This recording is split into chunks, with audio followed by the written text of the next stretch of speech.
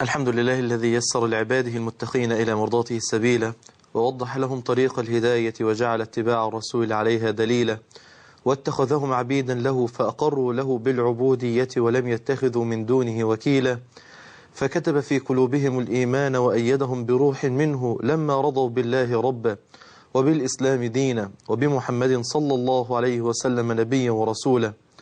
أحمده سبحانه وتعالى على أن جعل في هذه الأمة طائفة لا تزال على الحق ظاهرة، لا يضرها من خالفها ولا من نوأها ولا من حاربها، ولو اجتمع الثقلان على حربها قبيلة، فهم يهدون من ضل إلى الهدى، ويبصرون بنور الله أهل العمى، ويصبرون منهم على الأذى.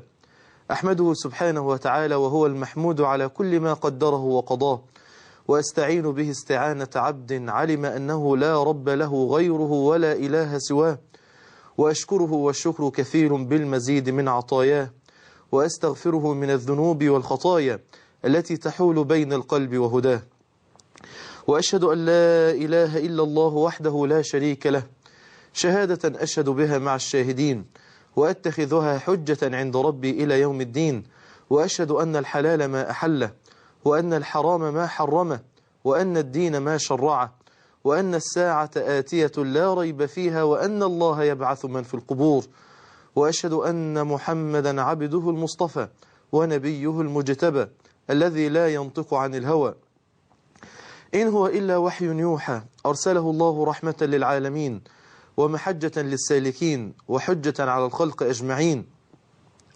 أرسله الله على حين فترة من الرسل فهدى إلى أقوم السبل، وجاهد في الله حق جهاده حتى أشرقت شمس رسالته على الأقطار، وبلغت ما يبلغه الليل والنهار. فاللهم اجزه عنا خير ما جزيت نبيا عن أمته ورسولا عن دعوته ورسالته، وارض اللهم عن خلفائه الأربعة أبي بكر وعمر وعثمان وعلي وسائر أصحاب الحبيب النبي محمد صلى الله عليه وسلم. أحبابي، والله وحشتوني جدا طوال هذه الفترة، والله سبحانه وتعالى يعلم قدر التعب والمشقة والنصب اللي انتوا حملتوني إياها بسبب كثرة الدعوات اللي كل أبائنا وأمهاتنا وإخواننا وأخواتنا حملوها لي قبل السفر إلى هذه الرحلة المباركة إلى بيت الله الحرام لأداء المناسك. وكنت دائما والله وأنا أمام بيت الله الحرام أدعو الله سبحانه وتعالى كثيرا لإخواني وأخواتي وأهلي وأحبابي إن ربنا سبحانه وتعالى يعطي لكل إنسان ما أراد من الخير في الدنيا والآخرة، وأن يرفع الضر والبلاء عن كل أحبابنا اللي ربنا سبحانه وتعالى ابتلاهم بالضر والبلاء. والله العظيم كل ما كان يدور في خاطري ومشاعري في هذا الوقت هي مشاعر الحب اللي ربطتني بفضل الله بكم طوال هذه الحلقات، سواء في سلسلة صراع مع الشهوات أو سلسلة مدرسة ربانيين، والتي أسأل الله سبحانه وتعالى أن يجمعنا بهذا الحب في ظل عرشه يوم لا ظل إلا ظله. أحبابي، ما زلنا في مدرسة الربانيين، وكان لابد أن احنا نذكر كثير من الأمور اللي حدثت لنا في هذه الرحلة العظيمة، علشان سبحان الله يعني فيها دروس كثيرة جدا جدا جدا. سبحان الله، ما من ساعة أحبابي تمر على إنسان منا إلا هو بالفعل بيستفيد منها كثير من الأمور. فتخيلوا بقى قدر الاستفادة وقدر الدروس والعبر اللي ممكن ناخدها وإحنا في أطهر بقعة وفي أعظم بقعة وفي أطهر مكان وفي أعظم مكان وفي أحب مكان إلى الله سبحانه وتعالى، هناك في هذه البقاع الطاهرة في الأراضي المقدسة في بلاد الحجاز، بلاد الحرمين مكة والمدينة. أسأل الله سبحانه وتعالى أن يحفظ أمنهما من كل شر ومن كل سوء. ويضيف على كده أحبابي إن ما كناش في مكة والمدينة بنلعب، لا والله، ده احنا كنا في مناسك، وما شاء الله هذه المناسك كانت من أعظم المناسك الواحد سبحان الله يعني عاشها طيلة حياته. الحمد لله الحمد لله، هذا من فضل ربي. الحمد لله ربنا سبحانه وتعالى من على الإنسان بالعديد من العمرات والعديد من الحج بفضل الله عز وجل. ولكن سبحان الله أعظم حج مر على الإنسان طيلة هذه الرحلات الطويلة حج هذا العام.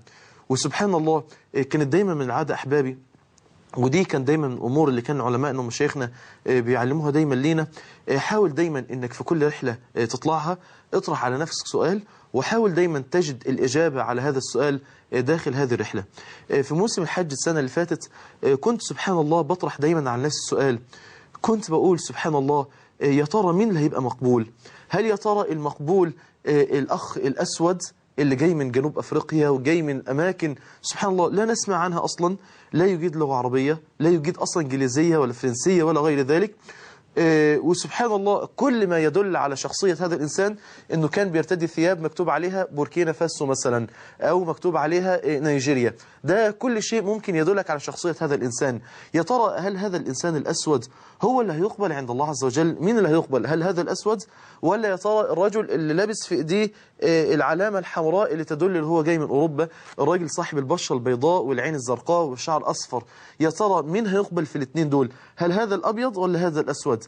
كنت دايما بطرح على نفسي هذا السؤال، يا ترى مين اللي هيقبل؟ الشاب ده اللي في واحد صاحبه بيصرف آلاف من الأموال وينفق العديد والكثير جدا من الأموال أمام غنيات أوروبا وعاهرات باريس، وده شاب سبحان الله ترك شهوته لله عز وجل وأنفق هذه الأموال هنا في هذه الأماكن. يا ترى الشاب اللي تجرد من هذه الشهوة وتركها تماما ويصدق فيه قول النبي محمد صلى الله عليه وسلم إن الله عز وجل لا يعجب من الشاب ليست له صبوة، ليست له شهوة. هل يا ترى اللي هيقبل الشاب ده ولا يا ترى اللي هيقبل ذلكم الرجل الضعيف النحيل الذي بلغ من الكبر عتية واشتعل الرأس في رأسه شيبة وسبحان الله انحنى ظهره ويدوبك ماشي كده متكئ على عكاز كده بيطوف حول بيت الله الحرام؟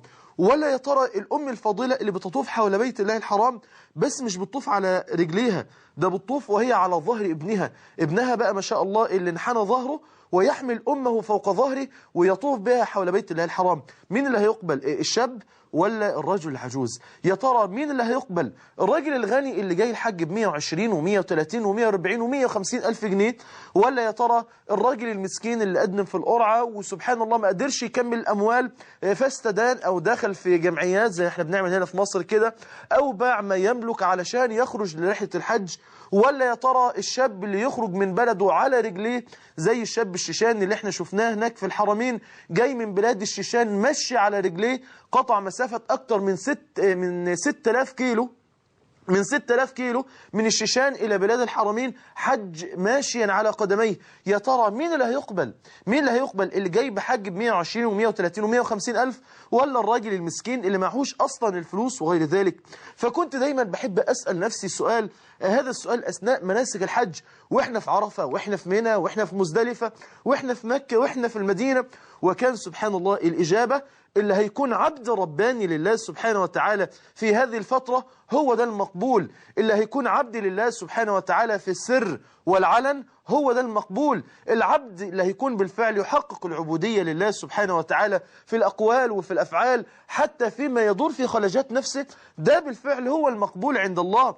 العبد اللي ربنا سبحانه وتعالى هيطلع على قلبه فيجد بالفعل ان هذا القلب مفعم بأحاسيس ومشاعر تجاه هذا الملك العظيم اللي يسر له هذا الحج، هو ده بالفعل المقبول أيا كان غني أو فقير، كبير أو شاب، قوي أو ضعيف وغير ذلك. وسبحان الله أحبابي كنت دايما بطرح على نفسي سؤال موسم الحج هذا العام، يا ترى يا أحمد أنت إيه السؤال اللي هتطرحه على نفسك علشان تقدر بالفعل تخرج من الحج مستفيد؟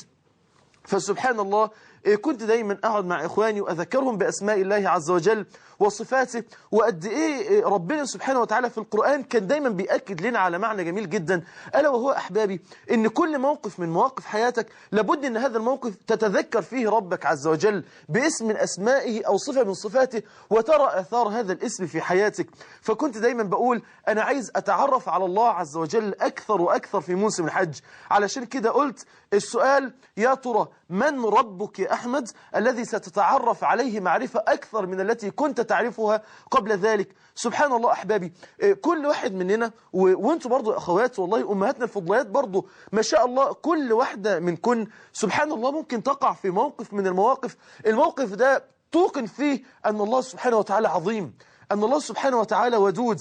أنا مش عايز أطول الكلام، أنا عايز أخش النهاردة في أحداث الحج، لأن ما شاء الله أحداث الحج السنة دي كانت أحداث كلها جميلة جدا، وسبحان الله ازداد حبي لله أكثر وأكثر.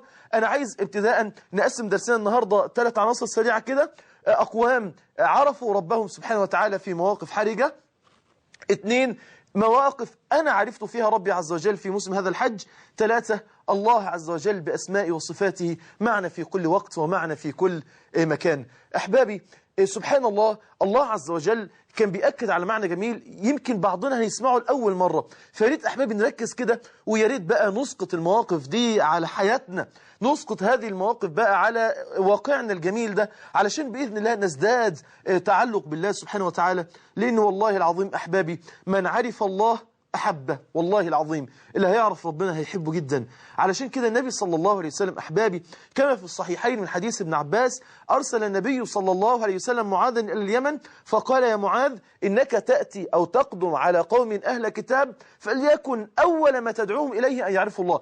أول حاجة إن هم يعرفوا ربنا سبحانه وتعالى، لأن مستحيل إن حد يعرف ربنا سبحانه وتعالى وما يطيعش ربنا، مستحيل إن حد يعرف ربنا ويعصي ربنا، مستحيل إن حد يعرف ربنا وما يحبش ربنا. وأنا يعني أعطيكم النهاردة قصة جميلة جدا وحاجات جميلة جدا مرت بيها في الحج، علشان أوضح لكم قد إيه ربنا سبحانه وتعالى عظيم. بس إحنا مشكلتنا اللي إحنا مش عايزين نتعرف على ربنا سبحانه وتعالى، أو ما عندناش خبرة في التعرف على الله سبحانه وتعالى بأسمائه وصفاته. تعالوا أحبابي بسرعة كده نخش في القرآن زي ما تعودنا، ونبدأ نشوف النهاردة بعض المواقف قد إيه فعلا الأنبياء ومن جاء بعدهم من حملة الدين من بعد الأنبياء قد إيه بالفعل كانوا دايما في أي موقف يذكروا الله سبحانه وتعالى علشان يزدادوا حبا لله سبحانه وتعالى. موقف من المواقف أنا مش هرتبها، ولكن بما يفتح الله سبحانه وتعالى. موقف من المواقف، إبراهيم عليه السلام كان يؤمن أن الله شكور، أن الله شكور، وكان يعيش مع اسم الله الشكور. معنى أن ربنا شكور إنك مهما قدمت عمل وإن كان يسير من أجل ربك عز وجل، الله عز وجل يقبل منك هذا العمل، ومش يقبله منك وبس، لا ده هيقبل منك هذا العمل ويجزيك عليه أفضل مما كنت تظن. إبراهيم عليه السلام اتحط أمام اختبار كبير جدا جدا، زي ما أخواتنا مثلا المنتقبات، هنربط بقى بالواقع، اتحطوا قدام ابتلاء، تخش الامتحان ولا تقلع النقاب. وسبحان الله ربنا سبحانه وتعالى الأخت اللي ثبتت ربنا سبحانه وتعالى مكن لها، وبفضل الله القرار بفضل الله اتلغى تماما، ويخشوا بفضل الله الامتحانات شامخ الرؤوس بفضل الله رفيع الرؤوس. أسأل الله سبحانه وتعالى أن يثبتهن. إبراهيم عليه السلام أحبابي اتحط قدام موقف رهيب جدا. شوفوا تخيلوا عمال يدعو أباه للإسلام وغير ذلك، ويجد أن اللطف واللين اللي قابل إبراهيم عليه السلام به أباه يقابل بالعنف والشدة والتهديد والوعيد. يا إبراهيم لئن لم تنتهي لأرجمنك واهجرني مليا. إبراهيم هتختار إيه عليه السلام؟ تختار إيه؟ ما إما أن تختار ربك عز وجل، وإما أن تختار أباك وقومك، تختار الأرض اللي أنت تربيت عليها، وتختار السماء اللي أنت عشت تحتها.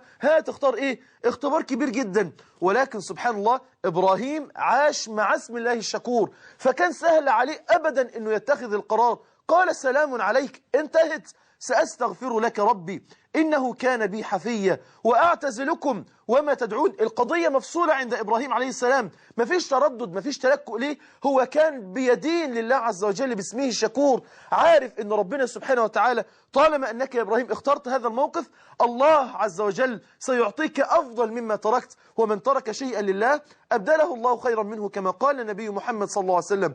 قال شوف ربنا سبحانه وتعالى أحبابي، شوف أختي الكريمة، قال النبي صلى الله عليه وسلم، قال الله عز وجل: فلما اعتزلهم. الفاء دي اللي تدل على الترتيب والتعقيب المباشر السريع. فلما اعتزلهم، بمجرد ما اعتزل إبراهيم قومه واختار الله الشكور، فلما اعتزلهم وما يعبدون من دون الله، النتيجة وهبنا له 1 إسحاق، 2 يعقوب. وما كانوش أي أولاد، ما كانوش أي أبناء، لا ده كانوا نعم الأبناء لهذا الأب، وما كانوش أبناء عاديين، ده كانوا أنبياء، ومن ذريتهم أنبياء وراء أنبياء. قال الله عز وجل: وكلا جعلنا نبيا ووهبنا لهم من رحمتنا وجعلنا لهم لسان صدق عليا. إيه؟ عرف إبراهيم أن الله شكور. لما عرف أن الله شكور قدر بالفعل أنه يجعل هذا الموقف يكون في كفة حسنات إبراهيم عليه السلام يوم القيامة. أما موسى، سريعا نروح لموسى عليه السلام.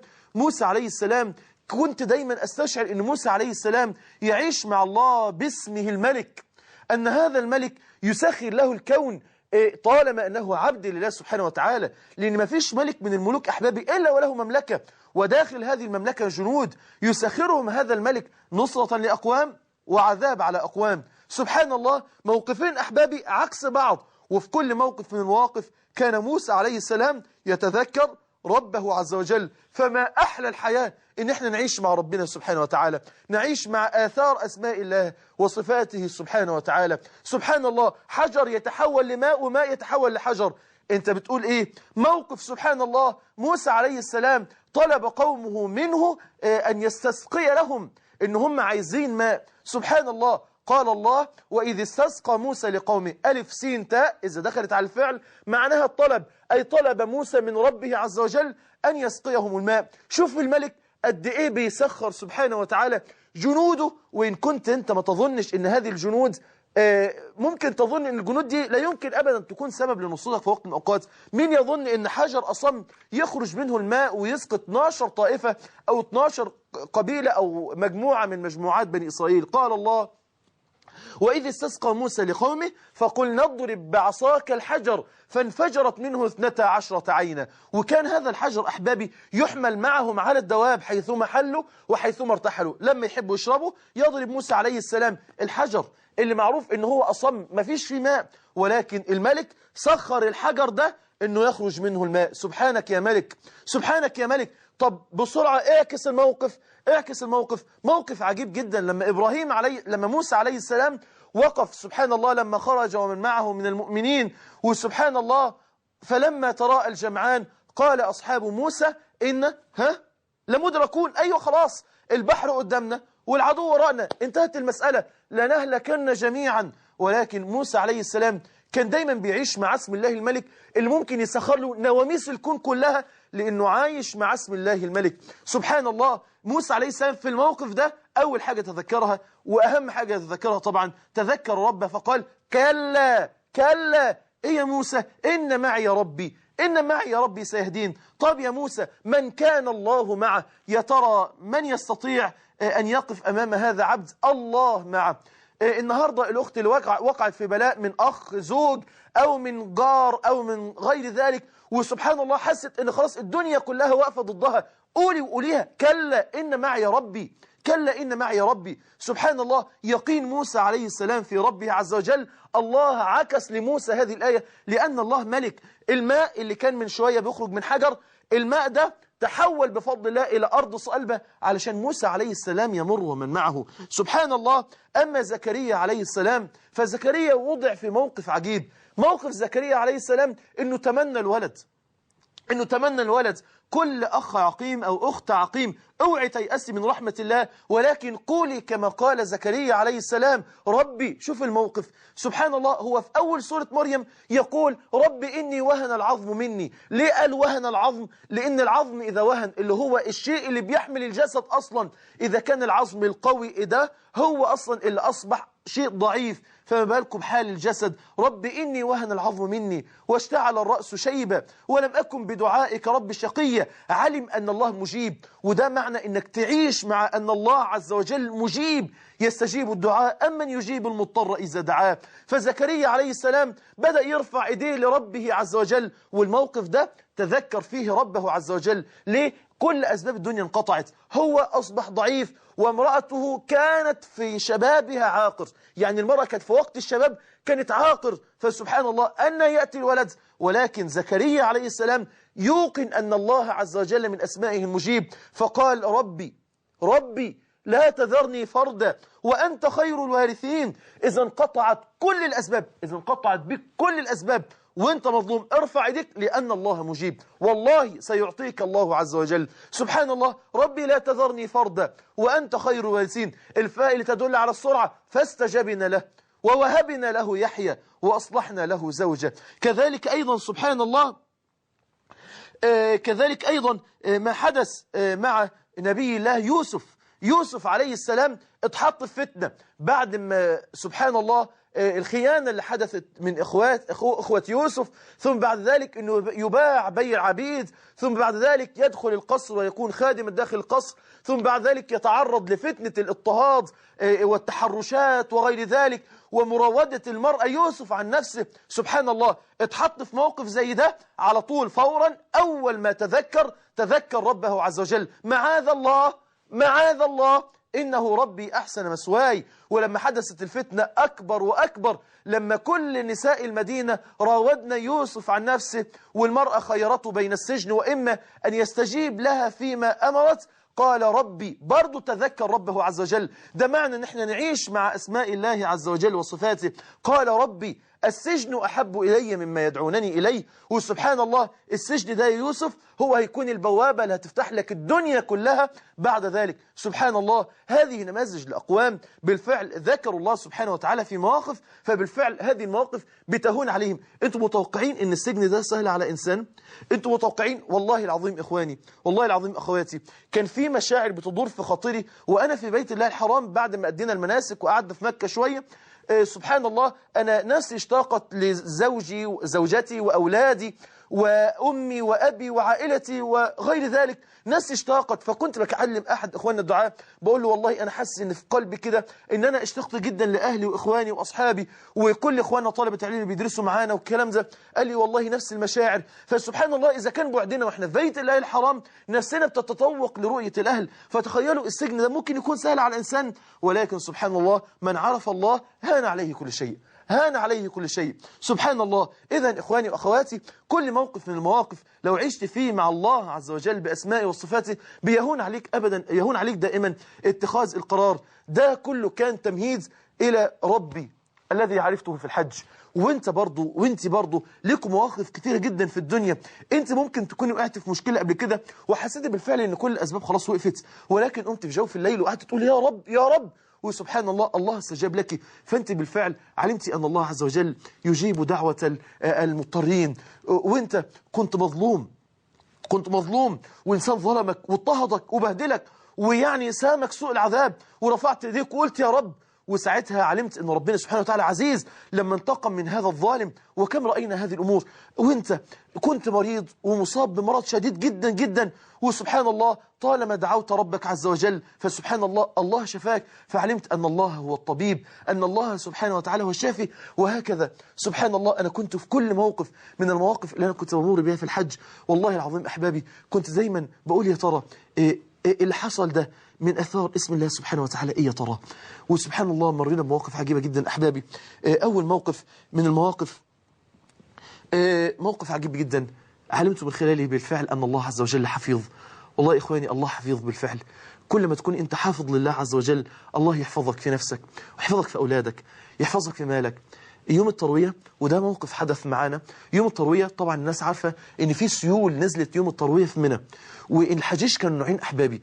النوع الأول من الحجيج الناس اللي هم قاعدين في المخيمات والخيام اللي هي بتبقى ضد المطر وضد النار والكلام ده، وناس تانية فقراء اللي هم من جنوب شرق آسيا، من بنجلاديش وأندونيسيا والأماكن دي، أو من أفريقيا اللي هم ما لهمش أي مأوى ما لهمش أي خيام. فالمطر لما نزل بالفعل آذى الناس بصورة كبيرة جدا. فأنا قلت لإخواني يا جماعة إحنا إزاي نسكت أمام هذه الأمطار؟ إحنا بنطلع بنشوف مشاكل جامدة جدا، يعني والله العظيم الناس فعلا تعبانة، الهواء والمطر والبرد وقلة الطعام، احنا ازاي نسكت كده؟ فالاخواني قالوا لي خلاص واحنا في المخيم كده في منى يوم التروية يوم 8 ذي الحجة، قالوا لي قول درس وذكر الناس بفضل الصدقة وان احنا نفرج قربة من قربات هؤلاء الناس الموجودين بالخارج. وبالفعل قمت تكلمت، وقام اخ من اخواننا برضه الضحايا اللي كانوا معانا وتكلم، وبفضل الله جمعنا مبلغ بفضل الله كان جميل جدا. جمعنا بفضل الله في اقل من 10 دقائق ما يقرب من 10,000 ريال سعودي، ونزلنا بفضل الله. اقتسمت انا واخ من اخواننا الدكتور احمد سيف ربنا يا رب يحفظه، قلت له انت توجه في المكان ده وانا اتوجه في المكان ده، بحيث نحاول بقدر المستطاع نخفف العناء عن أكبر قدر ممكن من الناس. وبالفعل سبحان الله خدنا الأموال وبدأنا نشتري بطاطين ونشتري شمسيات ونشتري طعام ونشتري كل ما يتطلبه الإنسان في هذه الأمور. وبالفعل بدأنا نوزع على الناس، والناس في الحج عارفين إن الحج استغلال. أنا بحلق ب5 ريال في أيام الحج، في أيام الحج يوم العيد ممكن الحلاقة توصل ل50 و60 و70 ريال. النهاردة علشان أوصل من منى لحد مكة ب2 ريال قبل الحج، بقى في أيام الحج ب100 و120 و130 ريال، وانت وشطارتك بقى مع السواق اللي هينقلك من منى لحد مكة. فالناس عارفين ان الجو كله استغلال.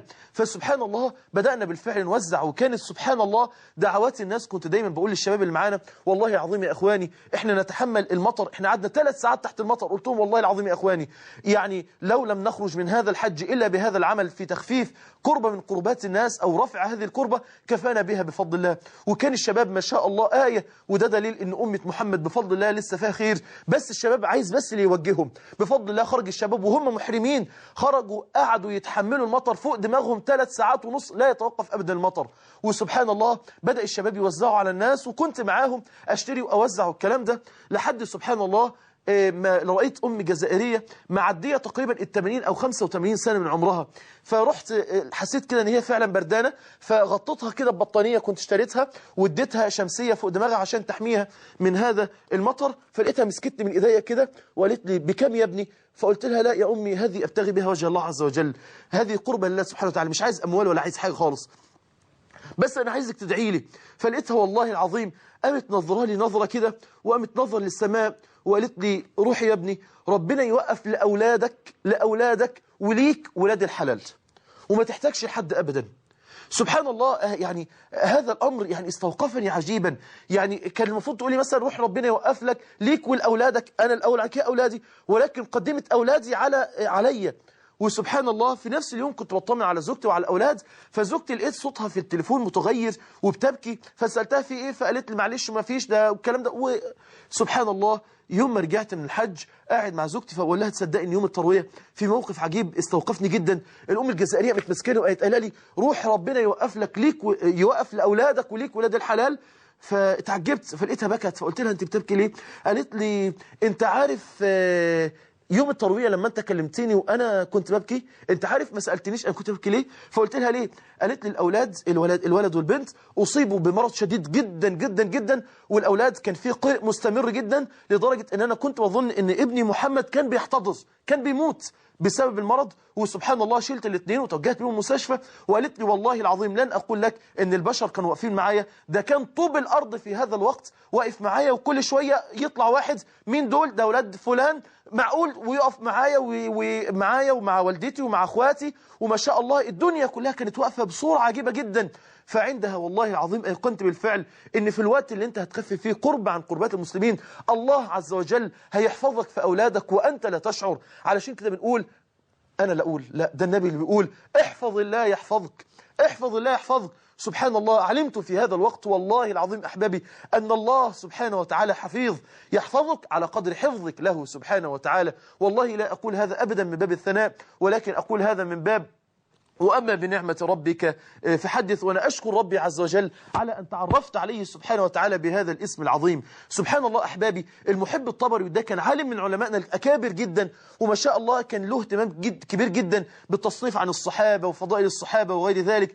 هذا الرجل بلغ من العمر 90 سنة 90 سنة، وفي رحلة من الرحلات كان واخد طلبة العلم، نط من فوق السفينة لما السفينة وقفت على المرسى، ونط من فوق السفينة ونزل، في حين أنه طلبة العلم وهو عنده 90 سنة، وطلبة العلم اللي هم لسه صغار في السن نزلوا على السلالم والكلام ده، فسألوه يا إمام كيف تقفز هذه القفزة وقد بلغت من الكبر عتية؟ قال سبحان الله هذه أعضاء حفظناها لله عز وجل في الصغر فحفظها الله عز وجل لنا في الكبر. احفظوا الله عز وجل يا شباب في شبابكم حتى يحفظكم الله سبحانه وتعالى بعد ذلك في صحتكم وفي أجسامكم. سبحان الله. وهذا رجل آخر ربنا سبحانه وتعالى ادانا المعنى الجميل قوي قوي قوي ده في صورة جميلة انتم بتحبوها كلكم بتقرأوها كل يوم جمعة في سورة الكهف. سبحان الله ربنا سبحانه وتعالى أرسل الخضر وموسى عليهما السلام لبناء جدار. الجدار ده لمين؟ علشان غلامين. ليه يا رب؟ الله عز وجل كشف عن هذا السر.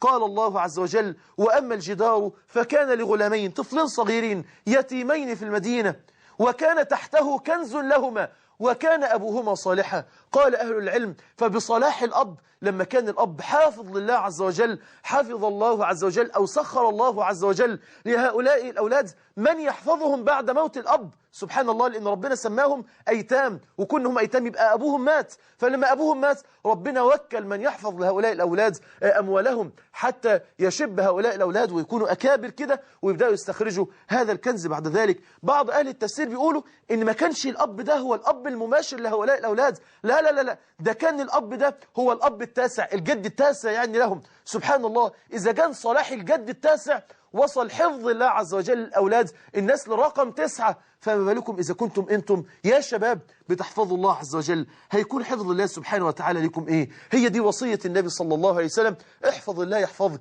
ده كان أول معنى استفدته من اسم الله الحفيظ. المعنى الثاني اللي استفدته من اسم الله الحفيظ قد إيه ربنا سبحانه وتعالى حفظ الحجيج.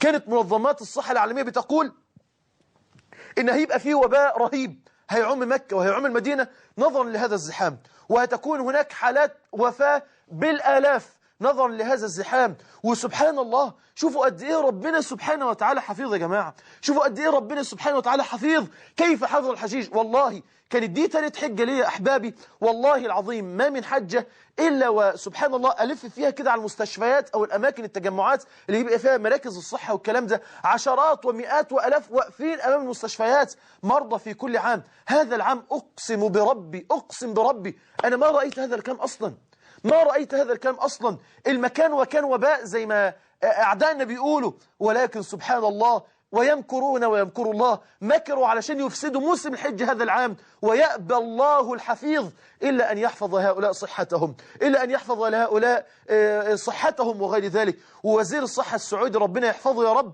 ويحفظ كل أئمة وولاة السعودية من المشايخ والعلماء وولاة الأمر على التنظيم الرهيب اللي كانوا عاملينه، وربنا يحفظهم يا رب ويجازيهم عن الحجيج خيرا. ما شاء الله وزير الصحة السعودي بيقول في موسم الحج لم نقف على حالة واحدة من انفلونزا الخنازير. احنا قبل الحج كنا بنقف على بعض الحالات، في موسم الحج ما وجدنا أبدا شيء. سبحان الله، هذا هو الله الحفيظ، هذا هو الله الحفيظ اللي يحفظهم. وسبحان الله كنت لسه بقول لمشايخنا وعلمائنا ما من مرة بعود فيها من عمرة أو من حج إلا وقعد على الأقل أسبوع أو 10 أيام في السرير تعبان. ولكن سبحان الله أنا تاني يوم بمجرد ما وصلت المنصورة، تاني يوم بفضل الله خرجت ورحت زرت إخواني وأحبابي وأهلي وأصحابي بفضل الله سبحانه وتعالى، ما فيش تعب ولا في أي شيء. سبحان الله، إنه الله الحفيظ، هيحفظك هيحفظك. عارفين الكلام ده احنا جبناه منين؟ جبناه من كلام سيدنا النبي محمد صلى الله عليه وسلم الذي قال 3 في ضمان الله، أي في أمان الله ورعايته وحفظه. الكلام ده اللي احنا ذكرناه في ماذا لو تكلمت المشاعر قبل الحج مباشرة، إن ربنا سبحانه وتعالى قال 3 يضمنهم الله سبحانه وتعالى، يكون في حفظه وفي رعايته وكلأه وحمايته سبحانه وتعالى: الحاج والمجاهد في سبيل الله ورجل خرج إلى صلاة مكتوبة. دول في حفظ الله. والله العظيم أنا موقن إن المرض اللي هو بالفعل ما هي إلا فيروسات كونتها أوروبا علشان تبيع لنا أمصال علشان تضيع الخسائر أو تقلل من الخسائر الفادحة في المصيبة اللي حصلت لهم، في الكارثة الاقتصادية اللي حصلت الفترة اللي فاتت، وضحكوا علينا بقصة الفلونزا الخنزير. كنت موقن أن الله سبحانه وتعالى سيحفظ هؤلاء الحجيج لأن الله حفيظ. وده كان أول معنى وأول اسم من أسماء الله سبحانه وتعالى كان دايما بيراودني في قلبي ويراودني في خاطري، اسم الله الحفيظ. أما المعنى الثالث في اسم الله الحفيظ: أبانا الكبار، أبانا الكبار، وبخاصة الناس اللي هم العواجيز اللي تلاقي اللحية بيضة والدقن بيضة والشعر أبيض ما شاء الله كبار جدا، والمرأة العجوز ما شاء الله. الناس دي كانت بتمشي إزاي؟ تمشي المسافات دي كلها إزاي؟ تتحمل المشقة إزاي؟ تتحمل الزحام إزاي؟ ده لو في ماتش كورة كل اللي فيه شباب بيبقى فيه إصابات بسبب الزحام والتكدس. يا ترى مين اللي كان بيحفظ الرجال الأكابر دول؟ مين اللي كان بيحفظ الرجل الضعيف النحيل ده؟ مين اللي كان بيحفظ الأم اللي كانت متكئة على عصا كده وتطوف حول بيت الله الحرام أمام هذا الزحام الشديد؟ مين اللي بيحفظهم؟ إنه الله الحفيظ، إنه الله الحفيظ. مين اللي توكل إنه يعيدهم لبلادهم آمنين مطمئنين سالمين غانمين؟ إنه الله الحفيظ. المعنى الثاني من المعاني اللي احنا استفدناها يعني بصورة كبيرة جدا في الحج، المطر العجيب اللي كان يوم التروية. أحبابي المطر ده جند من جنود الملك، وده الاسم الثاني من أسماء الله عز وجل اللي أنا عشت معاه في هذه الرحلة.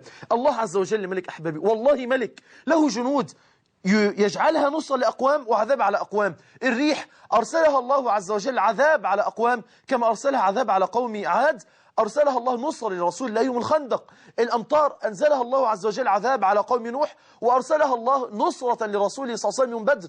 قال الله عز وجل: وينزل عليكم من السماء ماء لي يا رب ليطهركم به ويذهب عنكم رجز الشيطان وليربط على قلوبكم ويثبت به الأقدام. يثبت به الأقدام الذي نزل صلى الله عليه وسلم في مكان في أرض، هذه الأرض كانت أرض رملية يصعب عليها الحركة. وسبحان الله أحبابي سبحان الله، هذه الحركة النبي ما كانش معاه خيل تتحرك على الأرض دي فتكون الحركة سهلة، ولكن ما كانش مع النبي إلا فرسين 2 بس. سبحان الله، إذن الحركة ستكون عسيرة جدا على جند الله سبحانه وتعالى في هذا الوقت.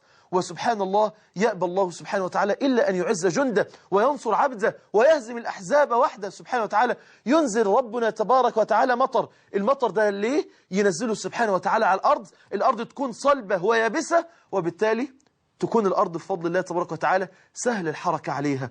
أقسم بالله ما عرفت معنى هذه الآية وما عشت مع هذه الآية إلا في يوم التروية. والله أنا كنت أستشعر أن الله عز وجل أنزل هذا الماء لتطهير المسلمين في هذا الوقت من أي وباء ومن أي بلاء ومن أي مرض. ويصدق على الحجيج في هذا العام قول الله عز وجل: وينزل عليكم من السماء ماء. ليه يا رب؟ ليطهركم به. سبحان الله، طهرهم الله من كل أمراض، طهرهم الله من كل أوبئة، طهرهم الله من أي شيء. سبحان والله العظيم. إخواني، أنا كنت أقول في يوم التروية لما خدنا المطر فوق دماغنا أنا والشباب، كنت أقول أقل حاجة أنا هنام في السرير بعدها أسبوعين 3 بنزلة برد عادية، لا الفوانزا خنازير والكلام ده، تقف 3 ساعات في المطر وأنت عريان يا دوبك الإزار والرداء بس. والنساء دول اللي لابسين إسدالات والكلام ده، الناس دي يعني هتتبهدل آخر بهدلة.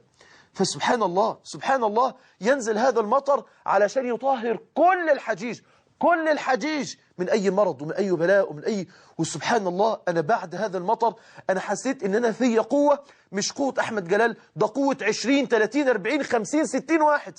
سبحان الله. وأدخل على يوم عرفة وكل الحجيج يخش على يوم عرفة بعد هذا التطهير من الملك سبحانه وتعالى. سبحان الله الكل مقبل على عرفات. الله عز وجل قد غسل أبدانهم وقد غسل قلوبهم من أي ذنب وغسل أبدانهم من أي مرض، علشان كل هؤلاء الحجيج يدخلوا على عرفة علشان يخشوا على الدعاء ويعرفوا ربنا سبحانه وتعالى باسمه المجيب. حكيم بن حزام كان دائما ما يتدين لله سبحانه وتعالى باسمه سبحانه وتعالى المجيب. هيستجيب دعائك. أثر جميل جدا. كان حكيم بن حزام رضي الله عنه يأتي إلى عرفة ومعه 100 من العبيد، رجل ربنا أعطاه المال، فكان يأتي إلى عرفات ب100 من العبيد. فعشية عرفات يقف منكسر الرأس رافع يديه إلى السماء ويقول: يا رب يا رب يا رب، هؤلاء هم عبيدي، وها أنا الآن أعتقهم يا رب، وها أنا الآن أعتقهم يا رب. فإذا سمعه الناس ضجوا بالبكاء وقالوا: يا رب يا رب، هذا عبد من عبيدك أعتق عبيده فأعتقنا من النار. يرجون بذلك قول النبي صلى الله عليه وسلم: أفضل الدعاء يوم عرفة، أفضل الدعاء يوم عرفة. طيب اتصال أبو مجاهد من السعودية ونعود بعد ذلك بإذن الله تبارك وتعالى. السلام عليكم ورحمة الله وبركاته. السلام عليكم ورحمة الله وبركاته. ألو، السلام عليكم ورحمة الله. وعليكم السلام ورحمة الله وبركاته. كيف الأحوال؟ أحمد، أهلا وسهلا بك. أخوك السيد الحديدي من مكة، الله يحفظك. أهلا وسهلا. أهلا وسهلا. الله يا أخي حبيبي، أنا أردت المشاركة. الله يجزيك خير وجزاك الله خير على إتاحة الفرصة لنا في المداخلة. اتفضل. والله فضيلة الشيخ، أنا يعني لله الحمد والمنة، كانت هذه الحجة 17 على التوالي إن شاء الله. فوالله الذي لا إله غيره ما في حجة إلا أصبنا بعد الحج بإنفلونزا الموسمية. ورغم هذه الادعاءات التي قد سمعناها ورجت في أنحاء العالم وفي كل الدنيا تخوفا مما يسمى بهذه الأكذوبة إنفلونزا الخنازير، فوالله الذي لا إله غير أخي الحبيب ما وجدت هذا العام منذ 17 عاما أحد قد أصيب بإنفلونزا الموسمية. إن شاء الله. وهذا من فضل الله عز وجل يعني، وهذا من حفظ الله سبحانه وتعالى لعباده. فالله سبحانه وتعالى حفظ هذه البلاد وحفظ الحجيج من هذه الأكذوبة، وأظهر للعالم أجمع بأن الله جل وعلا هو الحافظ الحفيظ وهو القادر على كل شيء. فبقدرة الله عز وجل في كل عام أرى في الحرم وفي الحج في منى ومزدلفة وعرفات أحد الناس الذين يقومون بالكحة وما غير ذلك. والله يا أخي الحبيب شيء عجيب قد لاحظته فلم أجده هذا العام، هذا الأمر ما وجدت أحد حتى يعطس. سبحان الله العظيم. ويعني أردت أن أنا أشارك بهذا الأمر. ربنا يبارك فيك يا رب، وجزاكم الله على هذه المداخلة. وسبحان الله هذه المداخلة، سبحان الله والله العظيم أحبابي، هو المسألة مش مسألة رأي واحد أو اثنين أو ثلاثة، ده رأي كل من قبلناه في حج هذا العام. سبحان الله، الله عز وجل حفيظ، الله عز وجل حفيظ. ويكون لنا الآن وقفة مع اسم الله العزيز، قد إيه الله عز وجل إذا حكم كان سبحانه وتعالى عزيزا في حكمه. وسبحان الله هنقف الآن وقفة، ولكن نعود أحبابي مع اسم الله عز وجل المجيب. الله عز وجل مجيب. كان حكيم بن حزام رضي الله عنه يأتي يوم عرفة، وعند بعد الصلاة مباشرة كان يقف وبين يديه 100 من العبيد الذين كان يملكهم، ويقف وقد نكص رأسه ورفع يديه ويقول: يا رب يا رب يا رب، هؤلاء عبيدي قد أعتقتهم. فعندما يرى الناس ذلك ويسمعون ذلك يضج كل أهل الموقف بالبكاء، بكاء عجيب سبحان الله. وعندها يقولون: يا رب يا رب، هذا عبدك قد أعتق عبيده ونحن عبيدك فأعتقنا، يا رب نحن عبيدك فأعتقنا. يلتمسون إجابة الدعاء في هذا الوقت، والله عز وجل المجيب سبحان الله. كل ما تتنقل رجل العبد من مكان إلى آخر سبحان الله يجد، والله العظيم أحبابي، يجد أن الله سبحانه وتعالى جعل الحرم مكان إجابة الدعاء، جعل الملتزم مكان إجابة الدعاء، يوم عرفة زمان إجابة الدعاء، كل الأماكن سبحان الله، في الروضة في مدينة الصلاة مكان إجابة الدعاء. سبحانك يا رب، سبحانك يا رب. وسبحان الله في أحد الليالي اللي جماعتنا بفضل الله، وكانت من الليالي الجميلة جدا اللي جماعتنا في منى، كانت جماعتنا مع والدنا الحبيب وشيخنا الكريم الشيخ محمد حسان. فكنت بدأت الحديث وبدأنا نتكلم والكلام ده، فسبحان الله الشيخ واحنا بنتكلم عن اسم الله المجيب، كان أخ من إخواننا بيتكلم عن اسم الله الشكور. فسبحان الله الشيخ بيقول: وأنا والله رأيت موقفين هذا العام، موقفين في قمة العجب. أما الموقف الأول فرجل من القليوبية، رجل من القليوبية طالع بفوج حج، طالع بفوج معهم حج، كان هو المسؤول عنهم. اتصال من السعودية. السلام عليكم. وعليكم السلام ورحمة الله وبركاته. كيف الحال يا شيخ؟ الحمد لله، الحمد لله رب العالمين. الله يوفقك يا شيخ إن شاء الله. اللهم أمين يا رب. والله يا شيخ أنا صراحة أنت محاضراتك تصل من القلب إلى القلب يا شيخ والله. ربنا يتقبل يا رب، نسأل الله سبحانه وتعالى القبول. والله يا شيخ أتأثر فيها مرة فعلا، تصل لي أنا شخصيا وأتأثر فيها مرة محاضراتك، وأرجو لك الثبات يا شيخ. بس لا اللهم أمين يا رب، نسأل الله سبحانه وتعالى لي ولك الثبات والعموم المسلمين. اللهم أمين يا رب، اللهم أمين. جزاكم الله خيرا، جزاكم الله خيرا. فالشيخ بيقول لي إن هذا الرجل أعمى، هذا الرجل أعمى سبحان الله، قد يكون الله سبحانه وتعالى أعطاه نور البصيرة ولكن نور البصر مش موجود. فسبحان الله والله العظيم أحبابي، هذا الرجل دخل إلى بيت الله الحرام وعاش هذا الرجل هذا الموقف مع اسم الله المجيب. انتوا يا أصحاب البلاء، يا أصحاب المرض، يا أصحاب المشاكل، ارفعوا، الله مجيب يستجيب لكم الدعاء. رفع هذا الرجل يديه وقال: يا رب يا رب، أما آن لي أن تلذ هذه العين بلذة النظر إلى بيتك الحرام. وظل هذا الرجل يدعو وهو يعلم أن الله مجيب، أما يجيب المضطر إذا دعاه. وبالفعل والله ما خرجت قدم هذا الرجل من بيت الله الحرام إلا وقد تمتعت عينه بفضل الله عز وجل برؤية بيت الله الحرام. رأى بالفعل بيت الله الحرام، رآه بعينه.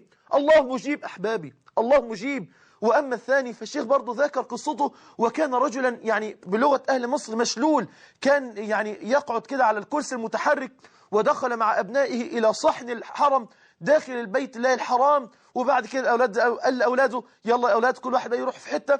وبعد ذلك رفع يديه إلى الله وقال: يا رب يا رب، ظني فيك أنك لن تخرجني من هذا المكان إلا وأنا على قدمي أو ميتا. يا رب ظني فيك أنك لن تخرجني من هذا المكان إلا على قدمي أو ميتا. وسبحان الله قام هذا الرجل وطاف حول بيت الله، ولأول مرة تطأ هذه القدم تطأ أطهر وأعظم وأحب بقعة إلى الله سبحانه وتعالى. سبحان الله. وكم رأيت والله أخ من إخواننا كان مديون بدين شديد جدا جدا جدا جدا، دين كبير بالفعل، وسبحان الله يعني كان أصابه هم شديد جدا، هم شديد جدا، لأن سبحان الله أحد التجار أخذ منه مبلغ كبير جدا جدا جدا، وبعد ذلك قالوا: أنا ما أخذش منك أي أموال وما فيش أي أوراق ولا الكلام ده. وسبحان الله يعني ضحك عليه في هذه الأموال، فكان شديد الهم والديون كثيرة جدا عليه. سبحان الله يقول: والله يا شيخ أحمد أنا ظللت أدعو الله سبحانه وتعالى أن يفرج عني هذا الكرب، وقال لي بالنص: والله العظيم أنا ما خرجت والله ما خرجت من بيتي قاصدا بيت الله عز وجل إلا طالبا لرضا الله عز وجل وسداد الدين، لأني سمعت رسول الله صلى الله عليه وسلم يقول تابعوا بين الحج والعمرة، تابعوا بين الحج والعمرة، لأنهما ينفيان الذنوب والفقر كما ينفي الكير خبث الحديد. والله أحبابي وإحنا قاعدين والله العظيم هذا الرجل يأتي له اتصال من مصر، وهذا الرجل أنا سامع صوت المكالمة بس الصوت طبعا ضعيف، وهذا الرجل يبكي بكاء شديد والمكالمة تطول والرجل يبكي بكاء شديد، وده الله أكبر الله أكبر الله أكبر الله أكبر، تكبير تكبير تكبير، وكنا في منى. فسبحان الله يعني هدأت من روعه كده وقلت له ايه خير في ايه؟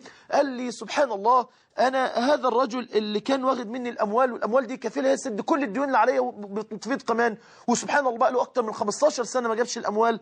قال لي والله العظيم ابنته ماتت امس، بنته ماتت امبارح، وسبحان الله أثرت فيه تأثير شديد.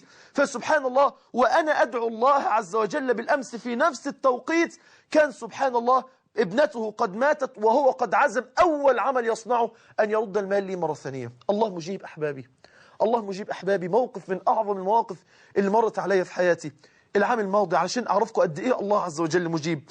السنة اللي فاتت وأنا في الحج أيضا كنت عايز أروح جبل الرحمة علشان أقف عند الصخرات وأدعو الله سبحانه وتعالى كما صنع رسول الله صلى الله عليه وسلم، وتحملت الزحام والمشقة إلى أن وصلت إلى هناك بفضل الله عز وجل، ووجدت أن الحكومة السعودية ضربت سياج أمني كده ممنوع حد يخش النظر للزحام الرهيب جدا اللي موجود على هذا الجبل في هذا الوقت. فبقول لعسكري بعد إذنك يعني دقيقتين بس أخش عند الصخرات وأدعو كما دعا رسول الله صلى الله عليه وسلم. قال لي ما في مكان ما في مكان. فقلت له معلش دقيقة واحدة والله مش دقيقتين، دقيقة واحدة أنفس السنة وأطلع. فقال لي ما في مكان وزقني زقة كده. سبحان الله أنا شعرت بعدها والله العظيم بانكسار رهيب، إن أنا يحال بيني وبين طاعة الله، يحال بيني وبين سنة رسول الله صلى الله عليه وسلم. فسبحان الله أنا أمام الزقة من العسكري أنا الدموع فرت من عيني، فإذا برجل حاج ما شاء الله شكله تقريبا من السودان أو غير ذلك، إنه كان متقن للعربية وكان أسودا. فالراجل قام واخد بكتفي كده قال لي أنت مخطئ. فقلت له مخطئ في إيه؟ قال لي مخطئ لأنك سألت عبدا ولم تسأل صاحب هذا المكان. قلت من صاحب هذا المكان؟ قال الله. سل ربك عز وجل أن يدخلك في هذا المكان. والله ما حملتني قدمي في هذا الوقت، والله ما حملتني قدمي في هذا الوقت، فوقعت أمام هذه الكلمات وشعرت بالفعل أن هذا الرجل ما هو إلا رسالة من الله لي. فوقعت في الأرض ورفعت يدي إلى السماء وقلت يا رب هذا المكان هي أرضك، هذه الأرض هي أرضك، ويا رب بيدك قلوب العباد، فسخر قلب هذا الرجل على أن أدخل إلى هذا المكان. وظللت أدعو الله سبحانه وتعالى، ويشاء الله سبحانه وتعالى إن وردية تروح ووردية تيجي، يجي عسكري تاني فيراني أبكي يقول لي أنت بتبكي ليه؟ أقول له نفسي أخش أطبق سنة النبي محمد صلى الله عليه وسلم داخل هذا المكان وأدعو الله عز وجل كما دعا رسول الله. أنا مش هطلع الجبل لأن هذه من البدع، ولكن أقف كما وقف رسول الله وأدعو. قال لي 10 دقائق بس. قلت له 10 دقائق بس. والله العظيم أقسم بالله إذا به يرفع هذا السياج الأمني ويدخلني ويقول لي مش 10 دقائق، اجلس ما شئت، اجلس ما شئت. وسبحان الله قلت له لا أنا هقعد 10 دقائق لعل إن في واحد بيمر بنفس أحوالي عايز يخش. والله العظيم رفعت يدي إلى الله سبحانه وتعالى أشكره على أن يسر لي أن أنا أقيم سنة النبي محمد صلى الله عليه وسلم. رفعت يدي إلى الله سبحانه وتعالى وظللت أشكر الله سبحانه وتعالى وأدعو لكل إخواني وأحبابي. سبحان الله قلت له خلاص 10 دقائق. والله العظيم أحبابي ببص في الساعة لقيت نفسي قعدت أكتر من ساعتين داخل هذا المكان مش 10 دقائق. والله العظيم الله مجيب، ولكن إذا رأى في قلبك إخلاص، رأى في قلبك انكسار، إذا رأى في قلبك انكسار بالفعل والله سيعطيك، والله سيعطيك، ولكن أدعو الله سبحانه وتعالى. كذلك أيضا علمت الله عز وجل غفورا، علمت الله عز وجل غفورا مهما كانت ذنوب العباد، مهما تجرأوا عليه سبحانه وتعالى، سبحانه وتعالى ما أحلمه علينا، سبحانه وتعالى من رب غفور، سبحانه وتعالى من رب رحيم، سبحانه وبحمده يغفر العباد. أعمال العباد إليه صاعدة وهي محملة بالسيئات، وهو سبحانه وتعالى يغفر لهم. دعاهم الله سبحانه وتعالى فأجابوه، عندها سبحانه وتعالى لما أجابوه غفر لهم. ما من مكان يتوجه إليه العبد إلا ويغفر له. نتوجه إلى بيت الله الحرام لنلتمس الحجر أو الركن اليماني، نجد أن النبي صلى الله عليه وسلم يقول أن التماسهما يحطان الذنوب حتى. سبحانك يا رب، سبحانك يا رب، ما هذا؟ ما هذا أحبابي؟ أنا ألتمس حجر يغفر لي، بل سبحان الله، سبحان الله، ما من يوم أعظم عند الله من يوم عرفة. هذا اليوم الذي يتجلى الله سبحانه وتعالى فيه على كل الخلق، على كل الخلق، ويغفر لهم، ويغفر لهم مهما كثرت الذنوب، مهما عظمت الذنوب، الله سبحانه وتعالى يغفر لهم. اتصال. السلام عليكم. وعليكم السلام ورحمة الله وبركاته. أردت أن تكون لي مداخلة بخصوص اسم الله أنه المجيب. تفضلي. أقول لك إني أعيش في بلد ممنوع فيه الحجاب بتاتا، حتى الحجاب الشرعي ممنوع، حتى اللون الأسود، تخيل. وأنا بفضل الله سبحانه وتعالى منتقبة، والله بالرغم من كل الصعوبات ومن كل الناس كلها ضدي، ولكن توسلت إلى الله سبحان الله الذي يسر هذا. أقسم بالله لبست النقاب بالرغم كل الصعوبات، بالرغم عن أنف كل الناس وأهلي والناس أجمعين. أقسم بالله أن ربي يسر هذا بشكل لا يصدق. خرجت بالنقاب أقسم بالله والشارع مليء بالضباط، وسبحان الله لم يراني أحد أقسم بالله.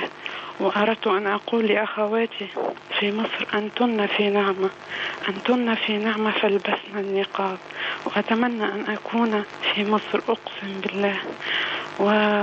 وشكرا لكم وسامحني على الإطالة. جزاكم الله خيرا، جزاكم الله خيرا. أسأل الله سبحانه وتعالى أن يثبتك على الحق، وأن يهدي ولاة الأمر إلى ما يحب الله سبحانه وتعالى ويرضى.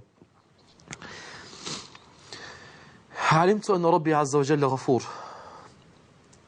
في هذا اليوم العظيم مهما كثرت ذنوب العباد، فالله عز وجل يغفر لهم مهما كثرت هذه الذنوب، مهما عظمت هذه الذنوب، فالله غفور. وهذه دعوة لكل الشباب ولكل الأخوات، كل الرجال وكل النساء اللي هما عصوا ربهم عز وجل. الله عز وجل غفور، والله غفور سبحانه وتعالى. ليس هناك يوم أعظم عند الله عز وجل من يوم عرفة، كما قال حبيبنا محمد صلى الله عليه وسلم: وإن الله عز وجل ينزل إلى السماء الدنيا في هذا الوقت ليباهي بأهل عرفات ويباهي بأهل الموقف الملائكة، ويقول الله عز وجل: انظروا إلى عبادي هؤلاء جاءوني شعثا غبرا، ماذا أراد هؤلاء؟ والله يا رب ما أرادوا إلى المغفرة، والله يا رب ما تركوا الأهل والمال والولد، والله يا رب ما تركوا الأوطان وتركوا الأحباب إلا من أجل أن ينالوا هذه المغفرة التي وعدتهم بها. ومع ذلك سبحان الله، الله عز وجل لا يخيب أبدا رجاءهم ويخرجهم من هذا الموقف، وقد غفر الله سبحانه وتعالى لهم. سبحان الله، نظر الفضيل بن عياض رحمه الله في عشية عرفة، وقد اجتمع الناس وضج الناس بالبكاء وضج الناس بالنشيج، الكل يدعو بالمغفرة، فنادى عليهم الفضيل وقال: أيها الناس، قال: أيها الناس، أرأيتم لو كل هؤلاء البشر اجتمعوا عند ملك من ملوك الدنيا وعند رجل من أهل الأرض يسألونه دانقا، الدانق اللي هو نصف درهم، يسألونه دانقا أكان يردهم؟ فكانوا يقولون لا. قال: لمغفرة الله لأهل عرفة، لمغفرة الله لأهل عرفة أهون وأيسر عند الله عز وجل، أهون وأيسر عند الله عز وجل من الدانق على هذا الرجل. وسبحان الله، عاش السلف عشية عرفة مع اسم الله الغفور. فكان الإمام ابن المبارك رحمه الله يقول لسفيان الثوري: يا سفيان، من أسوأ هذا الجمع حالا؟ قال: من ظن أنه يخرج من عرفات ولم يغفر الله سبحانه وتعالى له. الله غفور، شاهدت ربا غفورا، شاهدت ربا غفورا، شاهدت ربا رحيما يرحم. والله دمعة شاب في هذا الوقت ندم على معصية سابقة. الله سبحانه وتعالى غفور يرحم انكسار أخت بين يدي الله عز وجل أذنبت قبل ذلك. الله غفور، الله غفور، بل جعل الله الحج كله سبحانه وتعالى لمغفرة الذنب دلالة على أنه سبحانه وتعالى غفور. قال رسول الله صلى الله عليه وسلم: الحج يجب ما قبله، يمحو ما كان قبله، من حج فلم يرفث ولم يفسق عاد من ذنوبه كيوم ولدته أمه. الله عز وجل غفور. وكذلك أيضا علمت أن الله رزاق، وأنا لا أقصد أبدا والله العظيم أحبابي، لا أقصد أبدا الرزق بالطعام والشراب، فسلفنا وعلماؤنا علمونا أن من ظن أن الرزق معلق بالطعام والشراب فهو بمنزلة البهائم، ولكن هناك رزق أعلى، رزق الروح، رزق الهداية. والله كم رأينا من أخوات انتقبنا بفضل الله، من الله عليهن بأعظم رزق، رزق الهداية، هدى الله قلوبهن. والله العظيم أحبابي يوم عرفة وإحنا بنصلي في مسجد نمرة، كنت بصلي في الخارج، والله العظيم بعد الصلاة كل الأحوال وكل الظروف والله العظيم ضد أن القلب يخشع، الزحام الرهيب، شدة الزحام، يعني سبحان الله الزحام ده يضيع أصلا الخشوع من القلب. ولكن سبحان الله مع هذا الزحام الرهيب وهذا يعني الخلطة العجيبة الشديدة اللي كانت موجودة في هذا المكان، والصلاة كانت سرية، والحر الشديد، كل الظروف ضد أن القلب أصلا يخشع، ضد أن العين أصلا تدمع. ولكن أقسم بالله العظيم وجدت في قلبي رقة عجيبة، وجدت في عيني تدمع بصورة ليس هذا أبدا هو حالي. أنظر إلى من على يميني ومن على يساري، كل هذا هو حال الحجيج، حال الحجيج عشية عرفة، بكاء رهيب لدرجة أقسم لكم بالله، أقسم لكم بالله كنت أنظر إلى حجارة الأرض وإلى حجارة الجبال، فكنت أرى بقلبي أن هذه الحجارة تبكي لبكاء الناس، أن هذه الحجارة ترق لرقة قلوب الناس في هذا الوقت، وأقول يا رب ليس هذا طبعنا، يا رب إحنا مش حالنا كده، يا رب إيه ده، يا رب إيه اللي بيحصل. ولكن سبحان الله أعلم أن هذا رزق، والله العظيم إن ربنا سبحانه وتعالى يمن عليك بقلب رقيق، إن ربنا يمن عليك بقلب لين يستشعر بالفعل، إن ربنا يمن عليك بعين تدمع، ده شيء عجيب، ده شيء عجيب. ولكن لما ينسب إلى رزق الله عز وجل، رزق الروح، رزق الهداية، ده أمر عجيب. كان بيصلي بجواري داخل الحرم رجل أعجمي لا يتقن اللغة العربية أصلا، لا يعرف اللغة العربية، لا يعرفها أصلا. الإمام بيصلي المغرب وبيصلي بقصار الصور، وهذا الرجل عينه ما توقفت أبدا عن البكاء. وسبحان الله بعد ما صليت بكلمه، أنت بتبكي ليه؟ الإمام بيقرأ بسورة والتين والزيتون، أنت بتبكي ليه؟ فعرفت أنه لا يتقن العربية، لا يتقن إلا الفرنسية، فسألته أنت بتبكي ليه؟ قال والله لا أدري، والله لا أدري، حال شعرت فيها أن الله قد رقق قلبي فدمعت عيني. هذا الرزق الله سبحانه وتعالى أعطاه الحجيج. والله كم رأينا من نساء كانت تبكي بكاء مريرا، كم رأينا من الرجال، سبحان الله سبحان الله. فكنت أوقن أن هذا رزق من الله سبحانه وتعالى، ولكنه رزق الروح. أما رزق الأبدان فما أعظم من زمزم التي جعلها الله سبحانه وتعالى في هذا المكان رزقا لهؤلاء الحجيج. سبحان الله هذا الرزق الذي قال النبي صلى الله عليه وسلم فيه زمزم لما شرب له. كان ابن المبارك رحمه الله يقول عندما يشرب زمزم: اللهم حدثني عبد الله بن المؤمل حدثنا أبو الزبير عن جابر عن رسول الله ماء زمزم لما شرب له، وإني يا رب أشرب زمزم لعطش الآخرة، أشرب زمزم لعطش الآخرة. وابن خزيمة رحمه الله شرب من هذا الرزق، من رزق الله، من زمزم. فكان لما يسأل يا ابن خزيمة من أين أوتيت هذا العلم؟ قال: سمعت رسول الله يقول ماء زمزم لما شرب له فشربته من أجل العلم فأتاني الله عز وجل إياه. الإمام الخطيب البغدادي، دقيقة حاضر. الإمام الخطيب البغدادي رحمه الله كان لما يشرب زمزم يسأل الله سبحانه وتعالى ثلاثة أمور: أن يحدث بتاريخ بغداد فيها، اثنين أن يملي الحديث بمسجد المنصور، 3 أن يدفن بجوار بشر بن الحارث بشر الحافي. ولما شرب زمزم نوى هذه النوايا الثلاث فأعطاه الله سبحانه وتعالى ما أراد. الإمام البلقيني رحمه الله لم يكن له اشتغال بعلوم العربية أبدا وشرب زمزم، فلما شرب زمزم من هذه النية أعطاه الله سبحانه وتعالى اللغة العربية بجميع علومها ويسر الله سبحانه وتعالى عليه ذلك. وأختم لي طبعا بيقولوا لي الوقت انتهى، وأختم بالحافظ ابن حجر رحمه الله الذي شرب من زمزم يقول: حججت في بداية طلبي للعلم فشربت زمزم لما علمت أن النبي صلى الله عليه وسلم يقول ماء زمزم لما شرب له، فشربت من زمزم حتى يعطيني الله عز وجل منزلة في علوم الحديث كمنزلة الإمام الذهبي رحمه الله.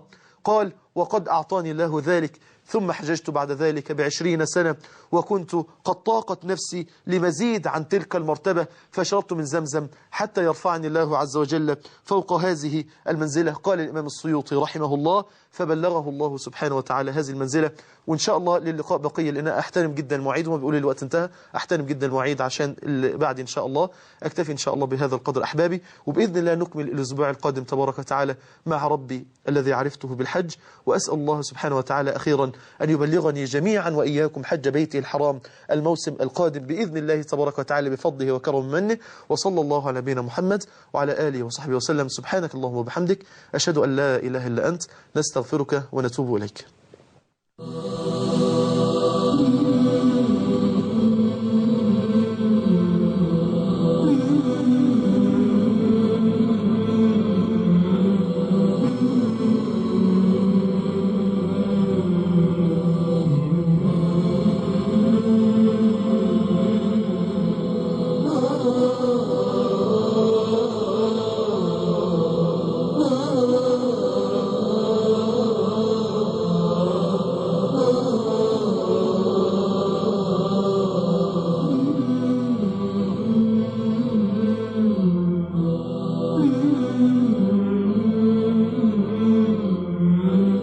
Mm-hmm.